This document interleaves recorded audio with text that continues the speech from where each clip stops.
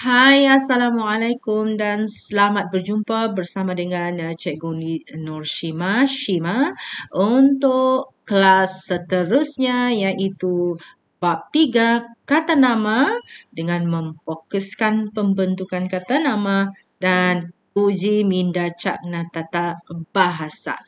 Tunggu.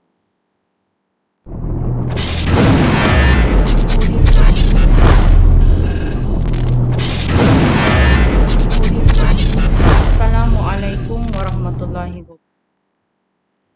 Okey. Baiklah.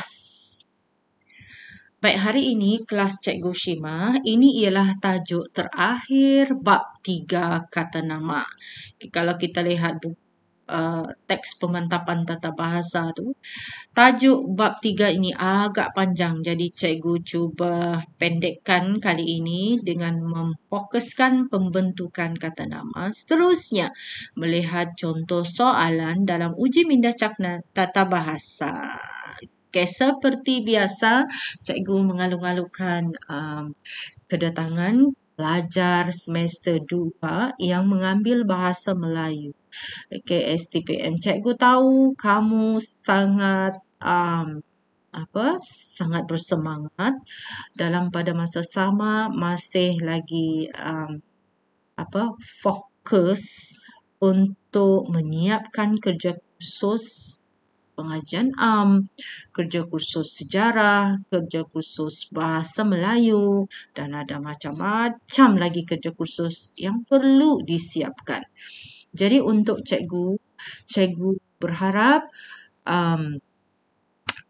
bagi pelajar yang baru mengikuti kelas Cikgu Shima, ambillah peluang ini untuk mengikuti kelas cikgu. Kali ini cikgu namakan segmen cakna tata bahasa. Kenapa segmen cakna tata bahasa? Sebab kita akan memfokuskan beberapa istilah penting yang perlu diingat oleh pelajar kerana untuk bahasa Melayu semester 2 ini sangat menekankan istilah-istilah. Okay, memahami konsep istilah-istilah tersebut serta contoh bagi istilah tersebut. Kalau salah tulis istilah, salah tafsir, salah jawab, jawapan anda tidak akan diterima. Okay, itu kena ingat. Jadi untuk itu, kelas Cikgu Shima ini dari saluran bahasa Melayu Cikgu Shima dengan hashtag ilmu untuk dikongsi. Okay, dan dikuatkuasakan oleh Akademi YouTuber Guru Malaysia, Kerjasama E-Didik Malaysia dan Kelab Guru Malaysia. Okay, cikgu telah mengadakan kelas sebelum ini. Cikgu sudah mengadakan 2 kelas premier untuk bahasa Melayu. Walaupun kelas secara premier tetapi di ruangan chat cikgu wujud. Okay, cikgu ada. Jadi kalau ada soalan boleh kemukakan cikgu di ruangan chat itu. Okay, cikgu tidak akan membiarkan pelajar cikgu sekadar melihat video ini tetapi tidak ada interaksi. Tidak. Cikgu tetap berada di sisi pelajar. Sekejap sahaja. Jam 2, jam 3. Bukan lama. Jadi dengan harapan segmen cakna tata bahasa ini akan memberi sedikit maklumat, memberi bimbingan kepada pelajar kerana kita tahu kelas sekarang dijalankan secara PDPR. Secara kelas dijalankan dari rumah sahaja PDPR. Jadi kadang-kadang kita sebenarnya pelajar perlu bijak mengambil peluang untuk mencari apa jua sumber supaya pelajar tidak ketinggalan menuntut ilmu. Okay. Dan satu lagi cikgu ingatkan, walaupun kelas ini berjalan bukan secara langsung tetapi secara premier, sijil-sijil tetap diberikan oleh Akademi YouTuber Guru Malaysia dengan syarat pelajar perlu memiliki akaun E-Didik. Ingat tu. Seperti biasa, tak kenal maka tak cinta. Ini ialah penatian kolaboratif subjek STPM dan untuk pengetahuan gambar ini sebenarnya telah disediakan oleh cikgu berita bahan. Dia sediakan gambar ini. Inilah ahli-ahli atau skuad dalam penitia kolaboratif subjek STPM. Okay? Ini ialah Cikgu Agila, merupakan guru yang mengajar pengajian am. Antara subjek yang ada di sini dalam penelitian kolaboratif subjek STPM ini ialah kita ada pengajian am, kita ada sains sukan, kita ada seni visual, kita ada KMK, kita ada bahasa Melayu, kita ada geografi juga. Okay, dan ini ada orang kuat geografi. Okay. Jadi, jangan lupa untuk berkunjung ke channel Cikgu Noshima sebab dia ada playlist di sana tu. Video semester 1, video semester 2 dan semester 3. Jangan lupa berkunjung juga ke channel Cikgu Asia kerana Cikgu Asia pun menghasilkan video PDPC BM semester 1 dan 2. Okey, hari ini fokus Cikgu ialah pembentukan kata nama. Okey, dalam bahasa Melayu, kita tahu bahawa bentuk kata-kata, pembentukan kata. Bentuk kata ada 4, TTMJ. Bentuk kata pertama ialah kata tunggal, yang diikuti kata nama terbitan, seterusnya kata ganda dan ialah kata majmuk. Jadi, kata terbitan, kata tunggal, kata majmuk, kata ganda ini kita boleh golongkan juga dalam kata nama ganda. Maknanya di sini dalam bentuk kata ganda itu kita boleh golongkan lagi mengikut golongan kata. Jadi fokus Cikgu hari ini ialah pembentukan kata nama. Kata nama terbitan, kata nama tunggal, kata nama majmuk, kata nama ganda. Okey. Baik, kata nama tunggal, apa itu kata nama tunggal? Iaitu atau ialah. Kata nama tunggal ialah kata nama yang terbina daripada satu morfem bebas. Okey, morfem bebas boleh berdiri sendiri. Contoh di sini, morfem bebas yang boleh kita jumpa ialah kata nama yang berfungsi penjodoh bilangan. Ekor, sikat, kalau ukuran kaki, cupak, gantang, ini masih lagi kata nama dalam bentuk kata tunggal. Kata nama yang dalam bentuk kata tunggal lagi kita boleh jumpa dalam bentuk akronim. Petronas Vinasaswara ini ialah contoh kata nama tunggal. Seterusnya, pembentukan kata nama terbitan. Kita sudah selesai kata nama terbitan. Sekarang kita sudah selesai kata nama tunggal. Seterusnya kita masuk kata nama terbitan. Kata nama terbitan ini ialah kata yang diterbitkan daripada beberapa jenis kata dasar. Apakah contoh jenis kata dasar yang dimaksudkan? Pertama, kata majmuk. Kita dapati bahawa kata majmuk penguatkuasaan ialah dalam golongan kata nama. Ini ialah kata nama terbitan daripada kata dasar kata majmuk. Seterusnya, kata akar, petapa, pelantar. Ini ialah kata nama terbitan daripada kata akar. Seterusnya, lari, pelari, pemborong. Ini ialah kata tunggal daripada lari dan borong yang membentuk kata nama terbitan. Kenapa kata nama terbitan? Sebab adanya awalan pe dan pem dan membentuk kata nama terbitan. Seterusnya, kata terbitan. Kata terbitan ini kita akan dapati bahawa perkataan dalam situ tu ada kata terbitan. Contoh, terlanjur. Lanjur tidak ada makna. Kita memerlukan awalan ter. Barulah terlanjur itu ada makna. Jadi, kalau ditambah lagi keterlanjuran, ini menjadi kata nama terbitan. Okey, boleh faham? Seterusnya, frasa. Frasa terdiri daripada 2 perkataan, 3 perkataan. Tidak adil. Jadi, apabila menerima apitan, ini ialah ketidakadilan untuk membentuk kata nama terbitan. Jelas. Okey, kita tengok pula. Apakah awalan kata nama? Terdapat 5 awalan asli dalam bahasa Melayu. Kenapa cikgu cakap asli? Sebab nanti kita akan belajar bahawa awalan kata nama ini rupa-rupanya ada juga dalam bentuk pinjaman. Sekarang kita tengok dulu yang asli, original dalam bahasa Melayu.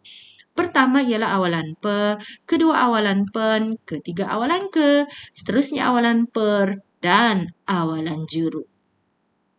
Ini ialah contoh yang telah cikgu senaraikan di sini. Okey, apa itu alamop? Inilah senarai alamop.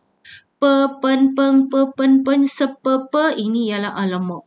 Awalan pen membawa makna iaitu orang yang melakukan sesuatu. Contoh pemantau.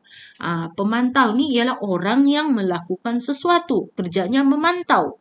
Pemotong orang yang melakukan sesuatu. Contohnya pemotong daging. Pemotong ikan. Peminta orang yang melakukan sesuatu. Peminta contohnya peminta sedekah. Ini semua ialah kata nama yang menerima awalan. Contoh lain ialah pen dan peng. Orang yang melakukan pekerjaan. Contohnya pensyarah, pengacara, penjual, peng apa lagi? Penasihat. Okey. Seterusnya ialah pen. Alat untuk membuat atau melakukan sesuatu. Pelapik, pendua, penyapit, ini semua ialah kata nama yang merujuk kepada alat. Pendua, contoh kunci pendua. Kita selalu dengar perkataan itu. Penyepit apa? Penyepit kain kah? Pelapik apa? Pelapik alas pelapik lah. Alat untuk alas tu kan? Pelapik. Sepe ni pula ialah ada dua ukuran. Satu ukuran untuk jarak, satu lagi ukuran untuk saiz atau besar. Contoh di sini kita lihat sepelaung. Bila cikgu beritahu kepada pelajar, pernah dengar perkataan sepelaung? Tidak pernah cikgu? Betul. Sepelaung ni cikgu pun pernah, cikgu jumpa mula-mula perkataan ini apabila kita rajin membaca novel atau cerpen. Jadi kalau penulis ini, cerpenis ini ataupun yang novelis ini, dia akan menggunakan beberapa perkataan yang bervariasi supaya orang membaca tidak boring. Sepelaung maksudnya di sini ukuran jarak. Jarak rumah Abu sepelaung. Jarak rumah ni bila kita melaung, oi Abu, sepelaung. Suara kita itu boleh sampai ke rumah itu. Jadi yang rumah jiran kita itu, itulah ukuran kepada jarak rumah tersebut, sepelaung. Okey, kita laung orang itu. Kemudian ukuran atau saiz besar. Contoh kalau kita pergi dan lihat di hutan, kita nampak pokok, kita cuba peluk pokok itu, maka ukuran pokok itu kalau kita dapat peluk, maka itu ialah sepemeluk. Orang atau benda yang mengalami perbuatan atau keadaan. Contohnya pesakit, orang yang sakit. Pesara, orang yang bersara. Ini semua contoh ini ialah contoh bagi kata nama yang menerima awalan. Mana awalan? Pe. Jadi kalau kita belajar tajuk morfem, ini semua morfem terikat satuan. Morfem terikat satuan. Okey. Baik, seterusnya pe. Orang yang suka melakukan sesuatu. Tabiat contoh perokok, peminum, contoh itulah perokok, peminum. Orang yang merokok, orang yang suka minum, kaki botol ini dianggap sebagai kata awalan kata nama. Perokok, peminum ini kata nama. Okey. Pepeng, benda yang menjadikan sesuatu seperti maksud kata dasar. Kita lihat kata dasar. Mana kata dasar? Kata dasar naik. Kemudian menerima awalan penaik. Masih membawa maksud sama. Naik. Biasanya penaik ini serbuk penaik. Kalau buat kek, dia menggunakan serbuk penaik. Kemudian pewangi. Wangi, bau wangi. Bila tambah awalan pewangi, masih juga maksud kata dasar itu sesuatu yang beralat untuk wangi. Pepengpen, sesuatu yang abstrak. Contoh pemanis, pelaris, pengasih, penawar. Okay. Abstrak di sini sebab kita tidak nampak. Contoh, dia ni pemanis. Dia ni ada pemanis. Sebab itulah orang suka berkawan dengan dia ni.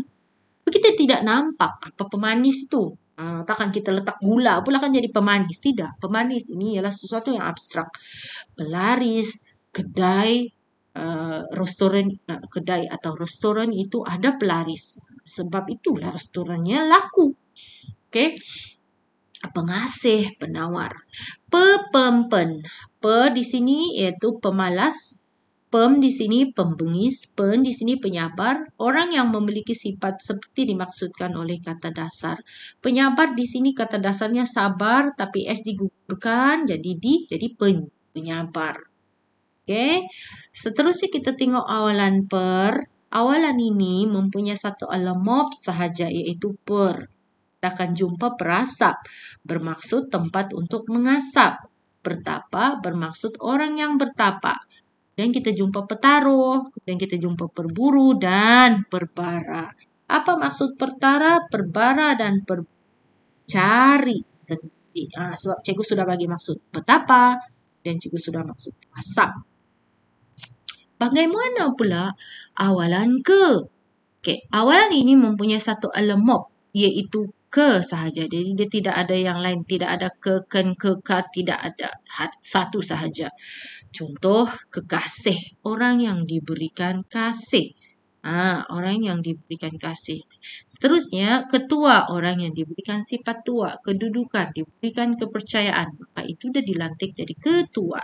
Kemudi, orang diberikan tugas mengemudi, kehendak, kerangka. Ini ialah contoh-contoh semua kata nama yang bermula dengan awalan ke. Awalan juru. Awalan juru ni sebenarnya pelajar, dia ialah dianggap sebagai kata tunggal. Tetapi akhirnya telah dijadikan awalan.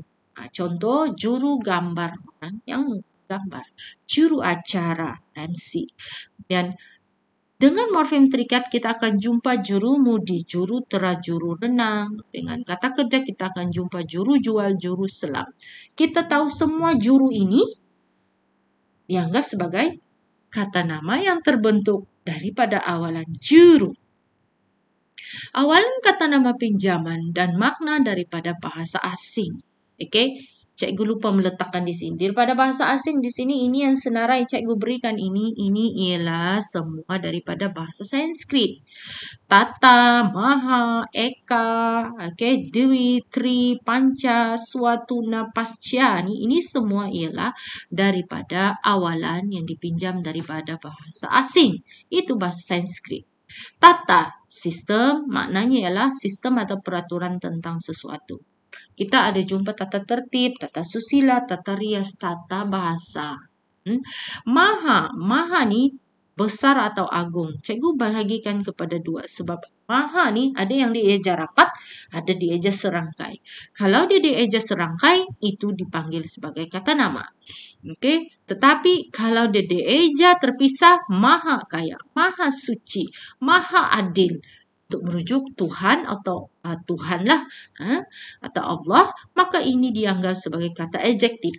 Ingat ini sahaja. Kata nama rapat, maharaja. Kata adjektif jarak. Okay. Kemudian Eka, Dwi, Tri, Panca. Masing-masing membawa makna bilangan. 1 Eka bahasa, 2 Dwi bentuk, 3 trilogi, 5 panca indera. Mohon lihat balik ejaan trilogi. Cikgu rasa ini typo. Ada pengaruh bahasa Inggris. Mungkin ini sepatutnya I. Swa sendiri. Swa foto, swalayan. Kita biasa guna selfie. Tapi dalam bahasa Melayu kita ada swa foto. Okey, swalayan tu contohnya ialah mesin layan diri. Minuman kita ada air itu. Tuna tidak mempunyai tunanetra pasca selepas sudah pasca pandemik. Okey, kemudian kita tengok pula ini kalau tadi bahasa Sanskrit, ini ialah bahasa Inggeris. Okay, cikgu senaraikan sahajalah beberapa Inggeris ini. Sub, supra, pro, poly, multi, infra. Semua ini dianggap sebagai kata nama. Ingat sub tajuk, sub bidang, supra golongan, supra natural, pro-chancellor, pro-kerajaan, poliklinik, multibahasa, inframerah, ini semua kata nama. Cumanya menerima awalan daripada bahasa Inggeris. Okey, kita tengok pula ini istilah dalam bidang tertentu. Autobiografi, kita ada paranormal, kita ada paralempik, kita ada co-curriculum kalau dalam bidang sukan, kita ada biomedik dalam bidang perubatan, hyperaktif kalau sains kan, metafizik, kita ada fotografi, foto ni ialah cahaya. Fotografi. Telefon. Telekomunikasi. Okay. Seterusnya, cikgu melihat pula, ini ialah kita belajar pula akhiran an. Betul, kita belajar akhiran an. Okay, ada banyak lagi. Contohnya di sini, kalau masakan, lukisan, carian. Ini an. Semua menggunakan akhiran. Jadi kalau masakan, lukisan, carian, ini ialah kata nama. Kawanan, angkatan, kawanan lembu, angkatan tentera, kata nama. Daratan, lapangan, ini menunjukkan kawasan, lapangan terbang.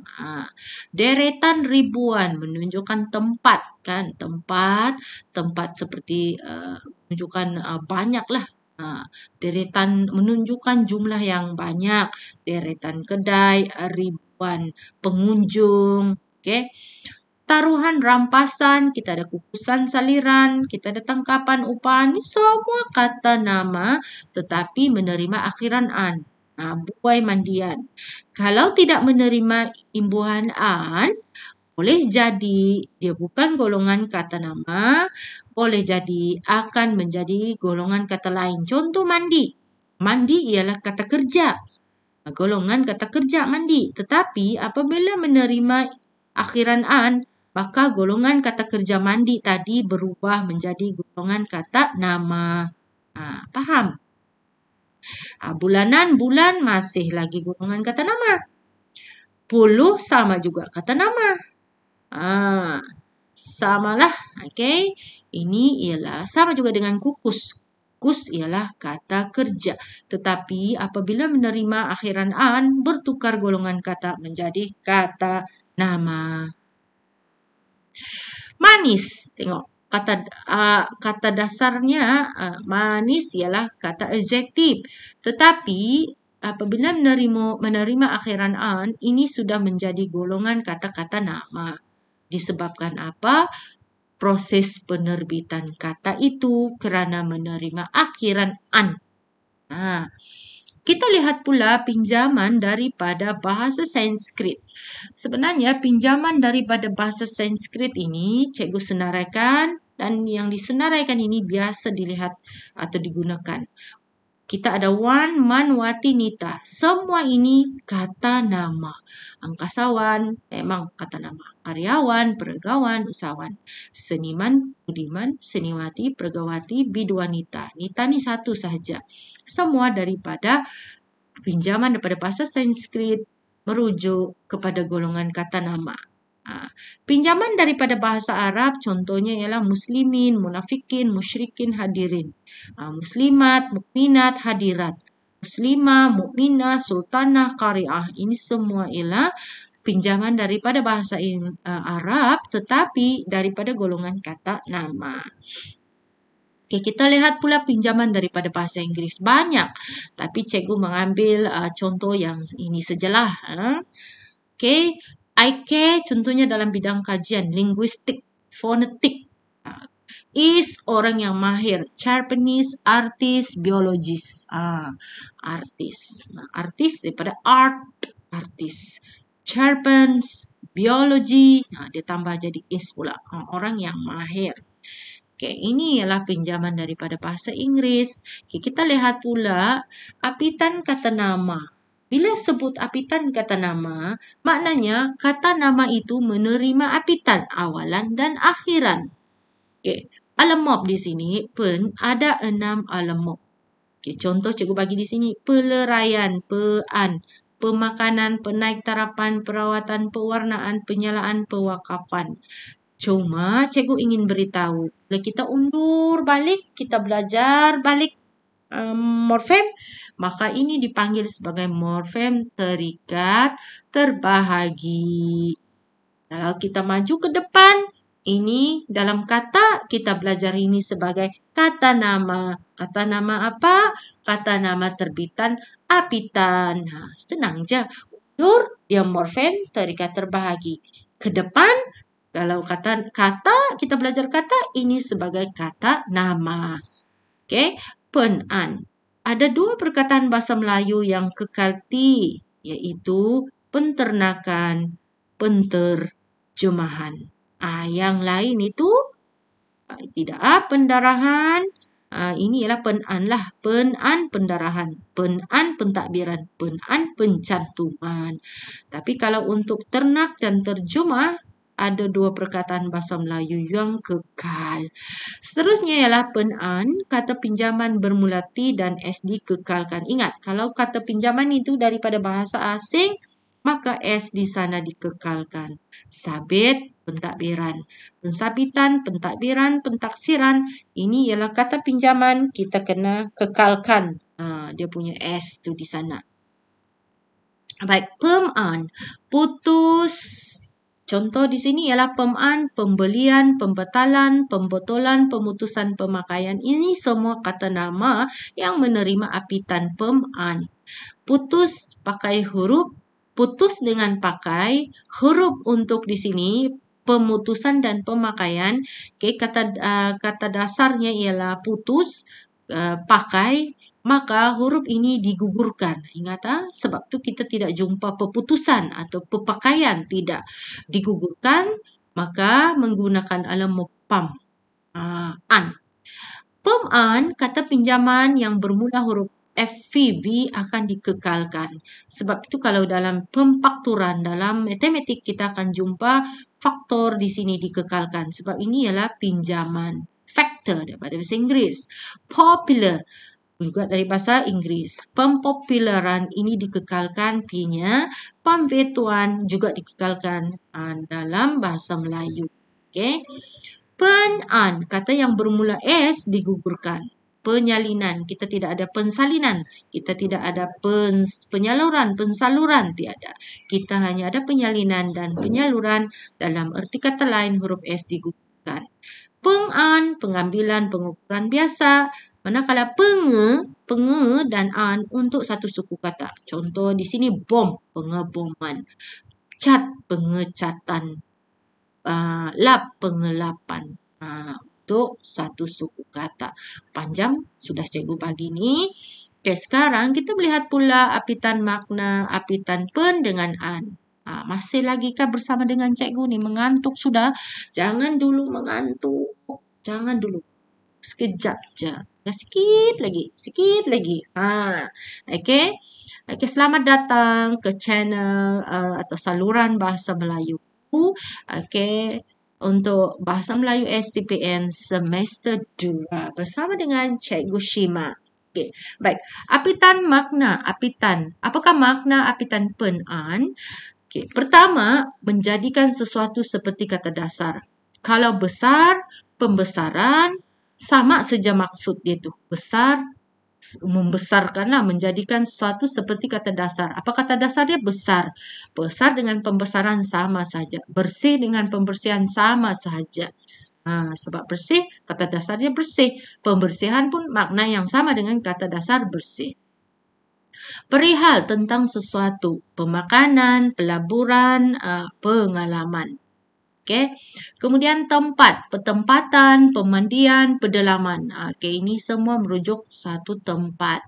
Akhirnya kita ada lagi memberikan atau mendatangkan. Contoh pembacaan, penyemburan. Kenapa dia memberikan atau mendatangkan? Sebab bila diberi pembacaan, kita tahu akan memberi impak yang baik kepada apa? Pokok itu subur, mendatangkan kesuburan lah kalau guna baja. Okay. Seterusnya ialah memasukkan ke. Maksudnya di sini kalau kita jumpa pembotolan, penghitinan, maksudnya ada proses yang berlaku. Itu proses memasukkan sesuatu ke dalam botol atau ke dalam tin. Okey, habis kita seterusnya. Apakah pula makna apitan per-an? Perihal tentang sesuatu sama seperti maksud kata dasar. Persembahan, sembah sama saja. Salin, persalinan. Hal atau keadaan, perdamaian, pergolakan. Keadaan yang damai lah atau bergolak. Tempat, persekitaran, perbatasan. Hal yang berkaitan dengan bidang ilmu, contohnya perundangan. Okay, kita ada jumpa juga hasil sesuatu perbuatan, permohonan atau perolehan. Jadi ini ialah beberapa makna dalam apitan per-an. Okay. Baiklah, seterusnya makna khusus iaitu perbadanan pertuduhan. Apakah makna apitan ke-an? Okay, kita tahu bahawa apabila belajar apitan ke-an, ini masih dalam golongan kata. Dan sekarang pun memang kita belajar tentang golongan kata. Itu kata nama. Cumanya kata nama ini terhasil daripada beberapa proses penerbitan kata. Okay, dan salah satu proses penerbitan itu ialah apitan ke-an. Okay. Hal atau keadaan, kemunduran, kemelesetan. Kemudian kita ada tempat, kediaman, kedutaan. Hal yang berkaitan dengan sesuatu, keagamaan, kerohanian. Hal, hasil sesuatu perbuatan. Ini typo. Hasil sesuatu perbuatan, permohonan, perolehan. Sama saja dengan yang tadi. Makna sifat, contohnya kearaban atau kemelayuan. Okay. Sifat atau kearaban, kemelayuan iaitu makna sifat lah. Seakan-akan makna sifat di sini ini iaitu kita melihat makna tau. Kita melihat makna. Tapi ini kearaban, kemelayuan ni cikgu nak bagi tahu ini ialah termasuk dalam golongan kata adjektif. Makna sifat. Kearaban, kemelayuan ini ialah kata sifat. Cumanya Melayu dengan Arab ini asalnya daripada kata nama. Jangan keliru. Okay, seterusnya, apakah makna sisipan? Okay. Kemudian, ini ialah makna-makna sisipan. Kita tahu dalam bahasa Melayu ada sisipan sisipan sisipan dan sisipan en. Sisipan en ni dia pupus sudah. Satu sahaja. Selebihnya tiada sudah. Dia tidak produktif. Tidak produktif. Kita tengok sisipan kuncup, kemuncup. Ini kata nama. Okay. Apakah makna kemuncup? Sesuatu yang menguncup. Turun-temurun, tali temali. Makna untuk maksud jamak atau banyak. Tali itu banyak. Turun-temurun, sudah turun-temurun. Dari satu generasi ke satu generasi. Maksudnya jamak, maksud banyak. Sisipan pelatuk. Maknanya ialah pelatuk ini ialah picu atau pemetik senapang atau pistol.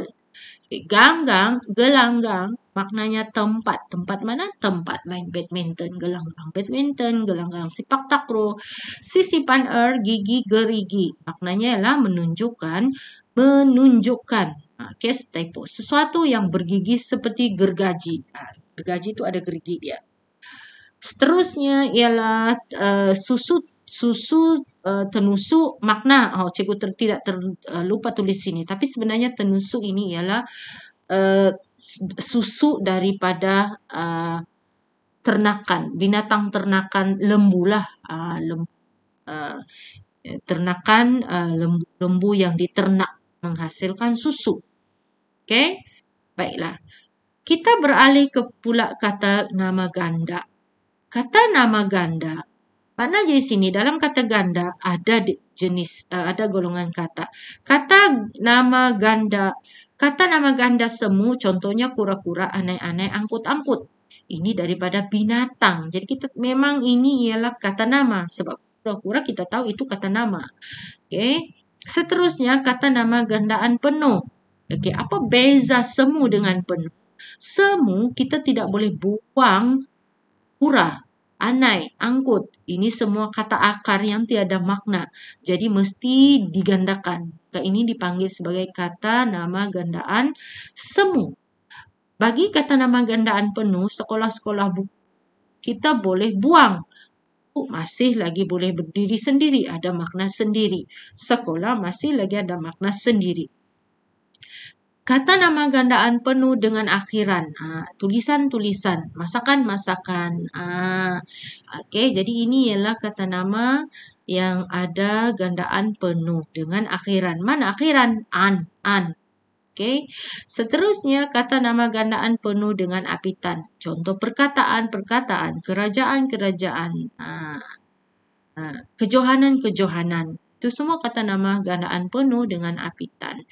Kata nama gandaan penuh dengan awalan contohnya lah pemain-pemain, ketua-ketua, pelari-pelari. Itu semua ialah kata nama ganda penuh tetapi ada awalan pe. Seterusnya makna gandaan kata nama. Kalau tadi makna seakan-akan contohnya tetikus gula-gula orang-orang. Contoh tetikus ni mana tetikus? Cikgu tidak. Biasa kalau kita guna tetikus, dia rupa dia macam mouse kan? Jadi itulah seakan-akan rupa tikus. Gula-gula, seakan gula sebab rasa dia manis. Orang-orang ini ialah patung-patung kan? Yang biasanya digunakan di sawah padi untuk menghalau bibit. Jadi dia seakan-akan manusia. Makna jamak banyak. Contoh sekolah-sekolah. Maksudnya di sini sekolah tu banyak. Makna banyak atau pelbagai jenis kuih muih, sayur mayur. Makna tidak tentu ada 3 saja pelajar ingat. Apa, siapa, mana-mana. Siapam. Sesiapa, apa-apa, mana-mana. Ini makna tidak tentu. Tetapi kalau tidak digandakan, ini ialah kata tanya diri. Kata ganti nama diri. Itu apa, siapa, mana. Tapi kalau digandakan, itu merujuk kepada kata ganti makna tidak tentu. Makna nama haiwan. Apakah makna nama haiwan? Makna nama haiwan di sini contohnya ialah kura-kura, anai-anai, rama-rama, kupu-kupu. Itu ialah makna nama bagi haiwan. Seterusnya kita melihat pula binaan kata majmuk. Untuk binaan kata majmuk, rumah api binaan kata majmuknya ialah kata nama campur kata nama. Kenapa cikgu sebut ada binaan kata nama ini? Sebab soalan peperiksaan STPM kadang-kadang bertanyakan tuliskan binaan kata majmuk. Jadi sebenarnya binaan kata majmuk di sini pelajar akan tulis di sini gini. Kata nama campur kata nama. Rumah kata nama. Api kata nama. Tapi tulis jangan singkatkan begini.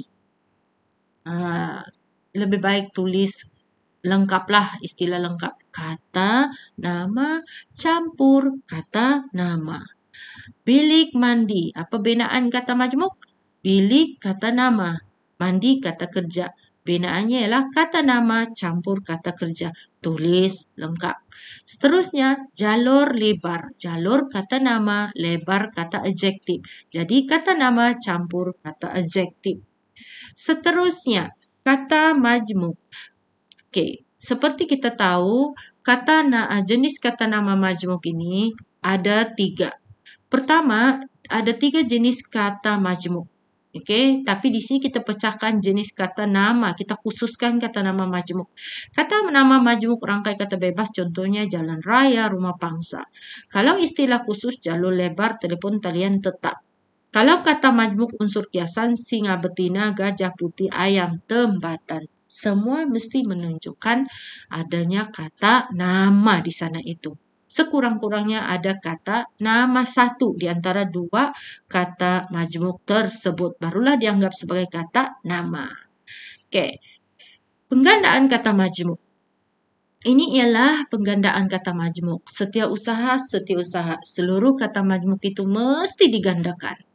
Rumah, rumah pangsa. Gandaan pada perkataan pertama sahaja. Jadi kita tidak akan jumpa rumah pangsa. Tidak. Gandaan yang digunakan hanya pada perkataan pertama. Rumah, rumah pangsa. Ru besar. Cara ejaan kata majmuk. Ejaannya akan diserangkaikan jika menerima apitan. Mana apitan dia? Peng-an. Peng itu caraan. Berlatar belakangkan. Ber dengan kan. Jadi bila kata majmuk ini menerima apitan, dia apit, maka kita kena eja dia serangkai. Tetapi jika ejaan itu tetapi kalau kata majmuk itu menerima awalan dan akhiran, maka kita perlu pisahkan dia. Sebab apa?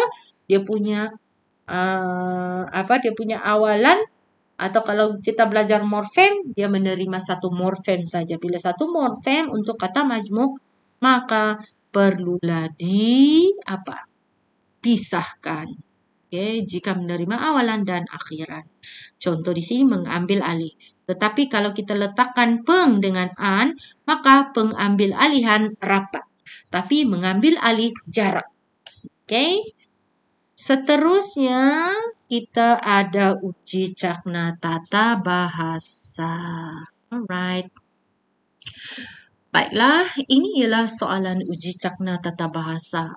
Jangan risau. Sebenarnya soalan ini tidak banyak cikgu bagi, tetapi ini ialah soalan cikgu ambil daripada soalan percubaan Bahasa Melayu semester 2 tahun lepas. Soalan 1 kita lihat dulu soalan ini. Pejuang yang tulen bersih daripada sifat pengecut dan khianat. Berdasarkan ayat di atas, jawab soalan berikut. Apakah perkataan yang terbina daripada gabungan morfem terikat dengan morfem terikat? Jadi di sini, bila baca soalan ini, pelajar kena faham apakah perkataan. Maknanya soalan ini minta pelajar cari apakah perkataan yang ada di sini ini yang terbina daripada gabungan morfem terikat. Kita kena cari morfem terikat dengan morfem terikat. Maknanya kita kena cari morfem terikat di sini ialah morfem atau awalan. Kalau dalam kata terbitan, kita panggil dia awalan ke, apitan ke. Jadi imbuhan dia, morfem terikat. Jadi di sini kalau kita semak satu-satu, kita dah jumpa pe. Jalan, bukan. Ini pun kita jumpa juga peng, morfem terikat. Dan khianat, bukan. Tetapi dia nak morfem terikat lagi. Juang, ecut. Tengok. Akhirnya kita akan dapati bahawa morfem terikat pe campur morfem terikat juang sebagai kata akar, maka kita tahu jawapan bagi soalan nombor 1 ialah pejuang.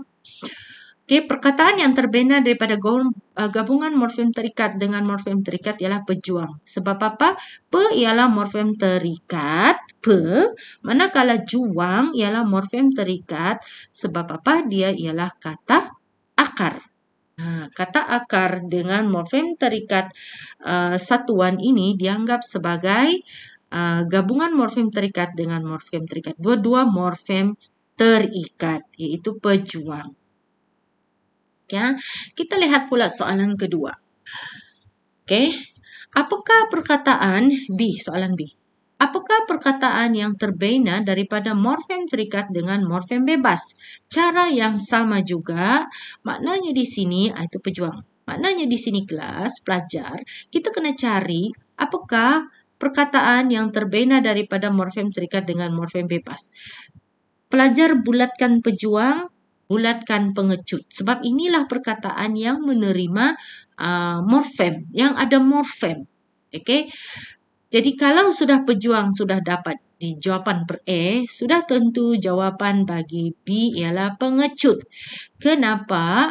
Morfem terikatnya ialah peng. Manakala morfem bebasnya ialah kecut sebagai kata tunggal. Kenapa sebagai kata tunggal? Sebab bila kita semak Kamus Dewan Bahasa dan Pustaka, kecut membawa maksud tersendiri. Ada makna sendiri. Berbeza dengan kata akar. Kata akar tidak ada makna, melainkan perlu menerima morfem yang lain untuk dia berdiri sendiri. Ya. Baik, kita tengok pula ujian Cakna Tata Bahasa 5 untuk soalan 2. Kita baca. Kenapa ada mata tu macam takut, berpeluh-peluh je. Inilah mata orang yang stres bila macam rasa macam senang tapi tidak dapat jawab. Dalam amalan hidup bermasyarakat, kita wajar menghormati tetamu. Hal ini sejajar dengan tuntutan agama. Jalinan persaudaraan dapat diperkuat apabila tuan rumah menyambut tetamunya dengan hati yang ikhlas. Soalan A, nyatakan bentuk kata bagi 1 dan 2. Markah diperuntukkan ialah 2. Maknanya, 1 markah untuk Roman 1, 1 markah lagi untuk Roman 2. Okey, bagaimana cara menjawab ini? Pelajar, kita tahu jawapan pertama ialah kata ganda, jawapan kedua ialah kata terbitan. Bila dapat soalan begini, ingat formula bentuk kata. Apakah formula untuk bentuk kata? Ingat TTMJ. T ialah kata terbitan. T yang satu lagi ialah kata tunggal, M lagi kata majmuk, G ialah kata ganda. Jadi apakah bentuk kata bagi 1? 1 di sana tetamu, ini ialah kata ganda. Kenapa kata ganda? Sebab kita boleh tulis tamu-tamu. Manakala, jadi jawapan Roman 1 ialah kata ganda. Manakala hal ini sejajar, ini ialah kata terbitan. Kenapa kata terbitan? Sebab sejajar, jajar tengah menerima awalan se.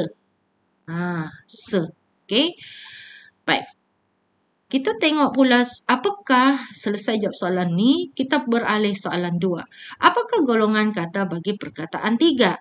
Jalinan. Okey, kalau kita lihat perkataan an di sini, ini ialah menerima akhiran. Dan kita lihat bahawa kebanyakan akhiran ini biasanya merupakan terdiri daripada golongan kata nama. Betul. Okey, jalinan an, iaitu kata nama terbitan akhiran an. Okey, bagaimana kita mengingat bagi golongan kata? Ingat formula golongan kata ada 2 formulanya, sama ada tang atau kan. Apa maksud tang atau kan? T ialah kata tugas, A ialah kata adjektif, N ialah kata nama, K ialah kata kerja. Atau kita terbalikan, K ialah kata kerja, A ialah kata adjektif, N ialah kata nama, T ialah kata tugas. Jadi kalau pelajar ingat bentuk kata, ini formula TTMJ. Kalau golongan kata, ingat formula tang. Okey. Jelas. Soalan terakhir.